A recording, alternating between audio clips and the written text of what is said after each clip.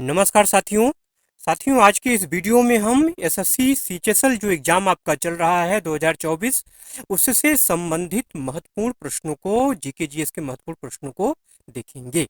ठीक है, एक प्रकार से समझ लीजिए, एक प्रकार से आपका ये क्विक रिवीजन है। ठीक है, ज़्यादा लंबा वीडियो नहीं होगा, छोटा सा वीडियो है, लेकिन इसमें सारे टॉपिक को कवर करने का प्रयास किया गया है। एक क्विक रिवीजन है। चलिए जल्दी से प्रश्नों को हम देख लेते हैं। पहले प्रश्न की अगर बात करें तो भारत में कहीं भी स्वतंत्र रूप से घूमने के अधिकार का उल्लेख संविधान के किस अनुच्छेद में है? ठीक है, तो अनुच्छेद 19 इसका राइट आंसर है। सारे के सारे क्वेश्चन वन लाइनर है। ठीक है, ज्यादा डिटेल में नहीं जाऊंगा, सीधा सीधा जो है मैंने कहा ना क्विक रिवीजन है जो है। ठीक है, तो अनुच्छेद 19 आपको ध्यान रखना है, स्वतंत्र रूप से घूमने के अधिकार का उल्लेख करता है अनुच्छेद 19। ठीक है, अगला प्रश्न है सत्यार्थ प्रकाश किसकी रचना है? तो सत्यार्थ प्रकाश जो है स्वामी दयानंद सरस्वती की रचना है। ठीक है, अब स्वामी दयानंद सरस्वती की अगर बात आई तो आर्य समाज की बात होगी। आर्य समाज की स्थापना किसने की? स्वामी दयानंद सरस्वती ने की। इन्हीं का एक नारा है, वेदों की ओर लौट चलो या बैक टू वेदांत, ये भी स्वामी दयानंद सरस्वती का दिया हुआ नारा है। अगला प्रश्न है कि राष्ट्रीय महिला आयोग की अध्यक्ष का कार्यकाल कितने वर्ष का होता है? देखिए, राष्ट्रीय महिला आयोग की अध्यक्ष जो होती है उनका कार्यकाल जो है वो 3 वर्ष का होता है। ठीक है, अब बात की जाए कि राष्ट्रीय महिला आयोग की स्थापना किस अधिनियम के द्वारा हुई थी, तो अधिनियम 20 ध्यान रखना है, या भारत सरकार अधिनियम 1990 ध्यान रखना है। पहला अध्यक्ष अगर आपसे पूछा जाए राष्ट्रीय महिला आयोग का तो श्रीमती जानकी पटनायक, ये ध्यान रखना है आपको। ठीक है, अगला प्रश्न है कि संविधान की अनुसूची में शपथ का उल्लेख मिलता है। ठीक है, अभी नया नया मंत्रिमंडल बना है, शपथ मंत्रियों ने लिया है, कुछ अभी लिए हैं, कुछ ले रहे हैं। ठीक है, तो शपथ का उल्लेख किस अनुसूची मिलता है? तीसरी अनुसूची इसका राइट आंसर है। अगला प्रश्न है, कहाँ के वैष्णव भक्त संतों को अलवर कहा जाता है? देखिए, दक्षिण भारत के जो संत होते हैं ना उनको अलवर कहते हैं। वहीं अगर शिव भक्त की बात हो तो उनको नैनार कहा जाता है। ठीक है। अगला प्रश्न है कि कौन सा संविधान संशोधन लघु संविधान संशोधन कहा जाता है? तो 42वां संविधान संशोधन, यही वो संविधान संशोधन है जिसके द्वारा मौलिक कर्तव्यों को जोड़ा गया। ठीक है, यही वो क्वेश्चन है, यही वो प्रश्न है जो बार बार जो है टीसीएस से घुमा फिरा के पूछता है। यहाँ से क्वेश्चन अभी आपका बना है कि सरदार स्वर्ण सिंह समिति ने कितने मौलिक कर्तव्यों को संविधान में जोड़ने का प्रस्ताव दिया था? ठीक है, तो 8। ठीक है, कितने? 8। ठीक, वैसे टोटल मौलिक कर्तव्य कितने शामिल किए गए थे उस समय? जो है 10 शामिल किए गए थे। वर्तमान में कितने हैं? 11 हैं। ठीक है, ये बार बार डिटेल में मैं आपसे बात करता रहता हूँ। ठीक है, तो ये ध्यान रखना है। कहने का मतलब है जो 42वां संविधान संशोधन हुआ था इसको लघु संविधान संशोधन कहते हैं, और इसी के द्वारा मौलिक कर्तव्य को संविधान में जोड़ा गया। अगला प्रश्न है कि सैफ अंडर 19 चैंपियनशिप 2023 का विजेता देश कौन रहा? तो भारत। इसका उपविजेता कौन रहा? पाकिस्तान। अगला प्रश्न है कि खेलो इंडिया यूथ गेम्स 2023 का आयोजन कहाँ किया गया था? इसका आयोजन महाराष्ट्र में किया गया। विजेता की अगर बात हो तो महाराष्ट्र इसका विजेता रहा। नेक्स्ट क्वेश्चन है कि T20 वर्ल्ड कप 2024 का विजेता कौन रहा? तो T20 वर्ल्ड कप 2024 का विजेता भारत रहा। उप विजेता दक्षिण अफ्रीका रहा। अभी तो ताजा ताजा क्वेश्चन है, इसमें कुछ ज्यादा सोचने तो है नहीं आपका जो है। हाँ, वही अगर एक महत्वपूर्ण बात और जान लीजिए, जो है T20 महिला वर्ल्ड कप 2024 की अगर बात होगी कहाँ होगा, तो ये आयोजन इसका बांग्लादेश में होगा। इसको ध्यान में रखना है आपको। ठीक है, पूछा जा सकता है ये क्वेश्चन। अगला प्रश्न है कि हिंदू कैलेंडर के अनुसार भगवान जगन्नाथ की रथ यात्रा उड़ीसा में किस महीने में निकलती है? तो हिंदू कैलेंडर की अगर बात करें तो आषाढ़ शुक्ल पक्ष की द्वितीया तिथि को, आषाढ़ मास की शुक्ल पक्ष की द्वितीया तिथि को जो है भगवान जगन्नाथ की रथ यात्रा उड़ीसा में निकलती है। आज ही वो दिन है। ठीक है, आज के दिन जो है ये निकलती है। ठीक, आषाढ़ शुक्ल पक्ष द्वितीया तिथि।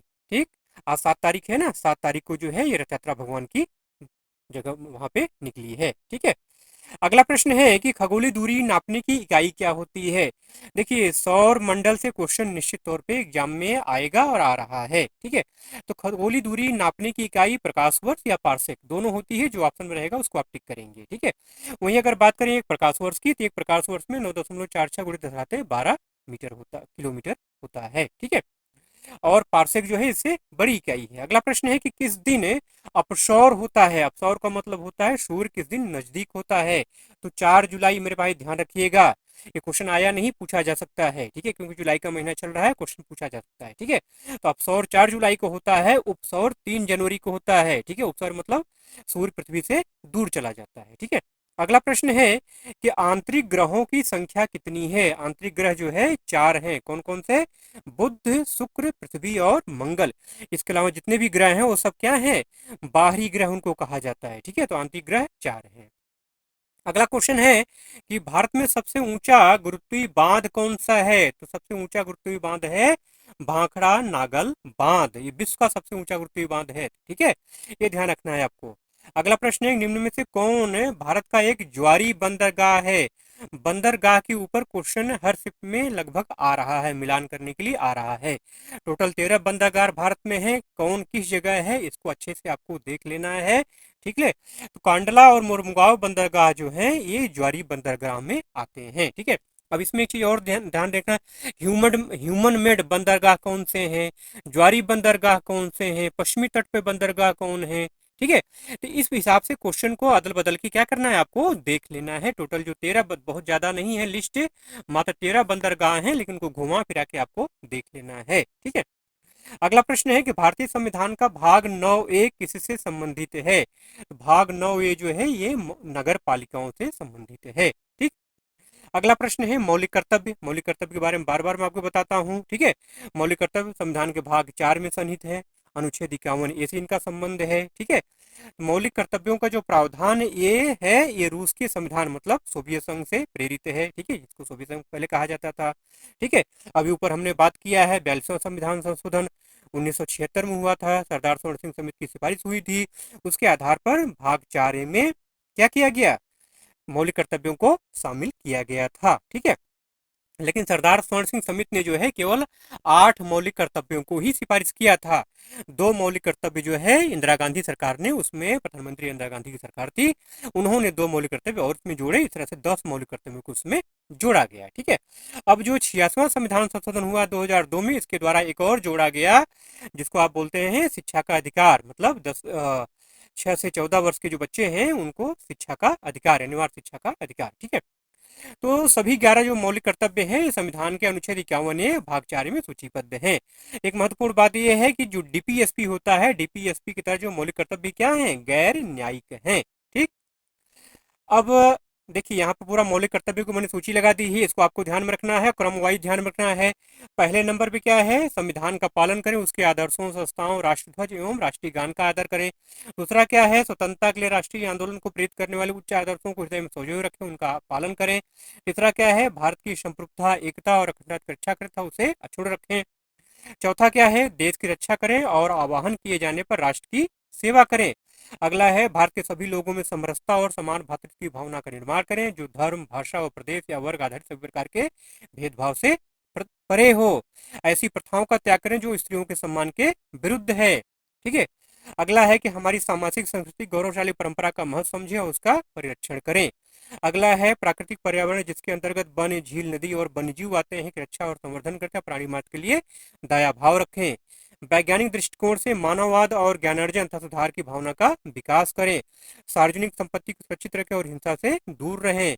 व्यक्तिगत और सामूहिक गतिविधियों के सभी क्षेत्रों में उत्कर्ष को बढ़ने का सतत प्रयास करें, जिससे राष्ट्र प्रगति को निरंतर बढ़ते हुए उपलब्धि की नई ऊंचाइयों को प्राप्त किया जा सके।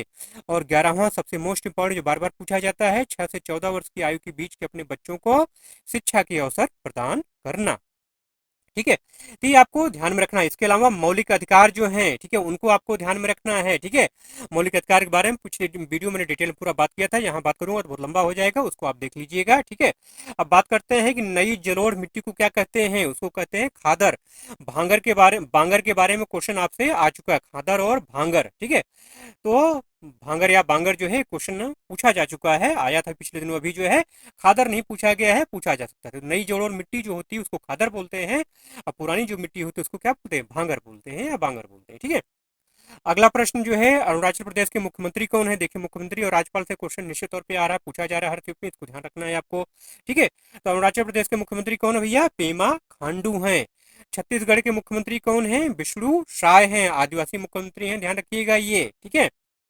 ये महत्वपूर्ण क्वेश्चन है, पूछा जा सकता है। ठीक है, सुंदरबन किस प्रकार के वन का उदाहरण है? तो सुंदरबन जो है ज्वारी वन का उदाहरण है। ठीक है, सुंदरबन में ही क्या पाए जाते हैं आपके?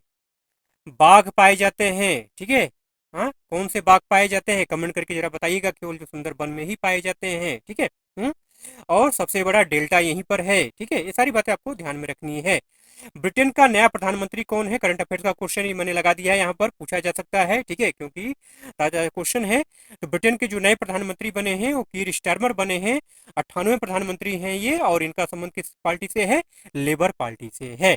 ठीक है, तो साथियों इस तरह से टोटल है 25 क्वेश्चन मैंने अपने हिसाब से जो समझ में आया मैंने कराया है जो है। ठीक है, ये एग्जैक्ट ऐसा नहीं है कि क्वेश्चन बस इसी से बनेगा, मेरा अनुमान है ऐसे ही क्वेश्चन एग्जाम में आपके आएंगे।